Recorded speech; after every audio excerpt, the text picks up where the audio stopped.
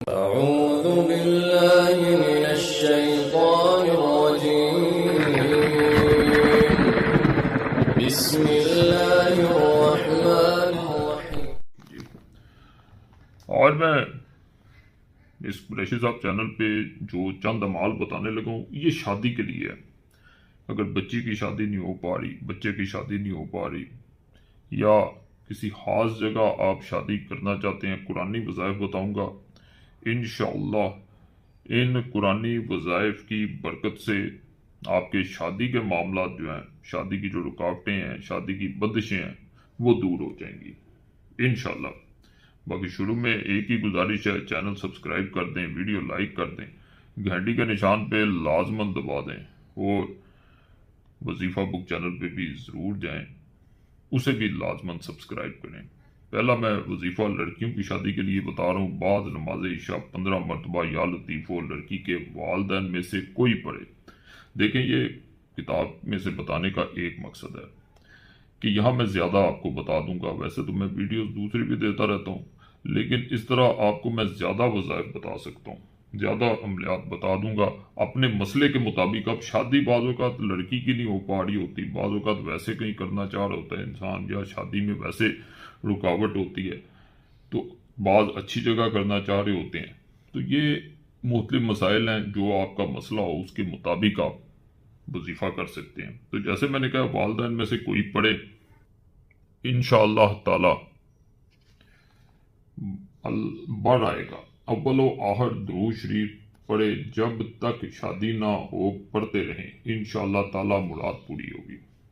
یعنی یا لطیف و نماز عشاء کے بعد 150 مرتبہ روزانہ پڑھنا ہے، لڑکی کے والدین پڑھیں، لڑکی کے لیے یہ۔ تو جب تک شادی نہ ہو، روزانہ نماز عشاء کے بعد، بیچ میں ناغہ بھی ہو جائے، پریشانی والی بات نہیں ہوتی۔ حسب منشا شادی کے لیے، یعنی انسان بعض خواہش رکھتے ہیں کہ میں فلاں جگہ شادی میری ہو، لڑکا ہو سکتا ہے، لڑکی ہو سکتی ہے۔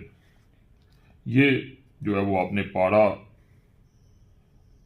30 ہے، وَالدُّعَاءَ وَاللَّيْلِ إِذَا سَجَىٰ، یہ آپ نے 191 مرتبہ روزانہ بعد نماز فجر پڑھنا ہے۔ اول و آخر درود شریف 11 بار پڑھیں، جب تک رشتہ نہ آئے پڑھتے ہی رہیں۔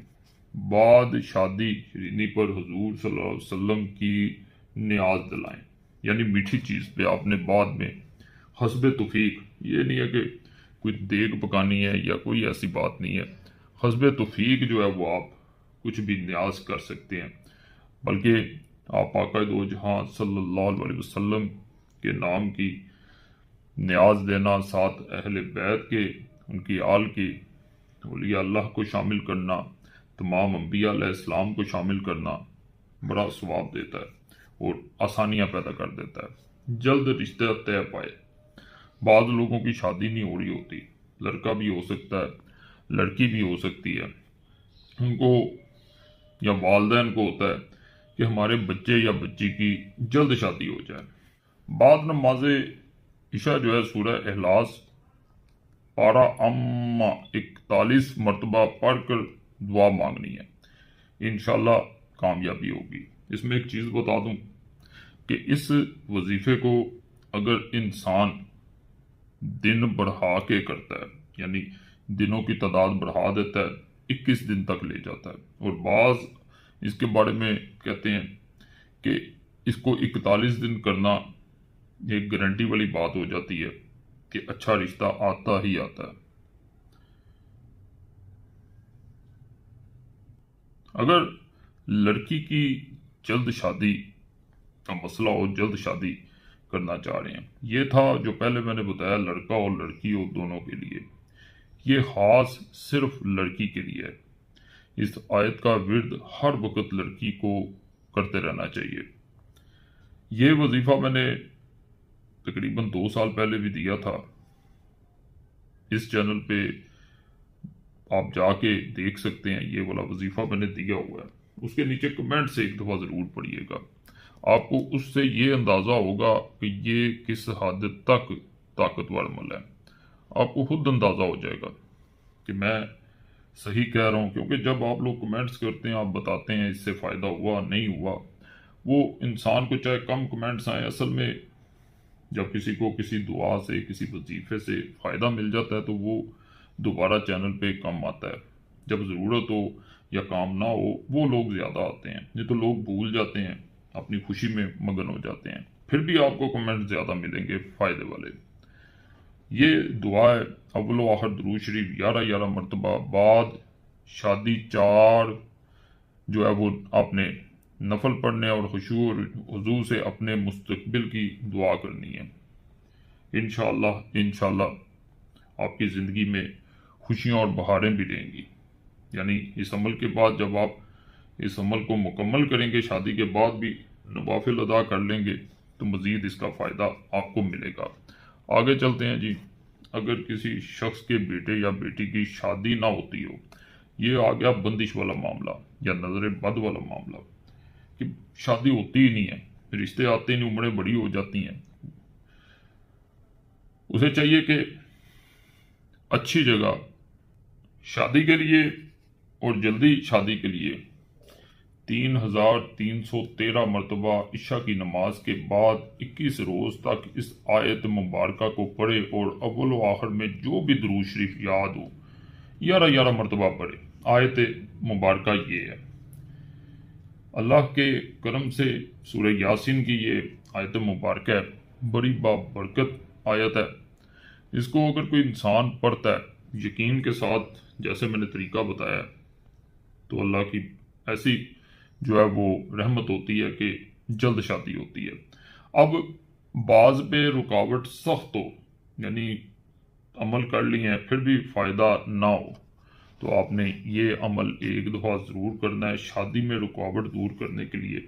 اس کو کس طرح کیا جاتا ہے یہ طریقہ بھی میں بتاؤں گا، پہلے پوری آپ نے دعا دیکھ لینی ہے. یہ آپ کو نظر آ رہی ہوگی.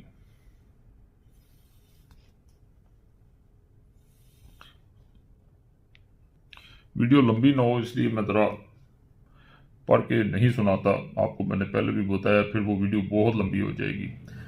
کوشش ہوتی ہے زیادہ عملیات بتائے جائیں. جس لڑکی کا رشتہ نہ ہوتا ہو روزانہ 11 مرتبہ نکاح کے دن تک پڑھے. اگر لڑکی خود پڑھے تو نام لینے کی ضرورت نہیں، البتہ کوئی دوسرا پڑھے تو انا ترزقنی کی بجائے اس نے ان ترزق پڑھ کر لڑکی کا نام لے، اور ہر دعا کے اول و آخر درود شریف پڑھنا مستجب ہے.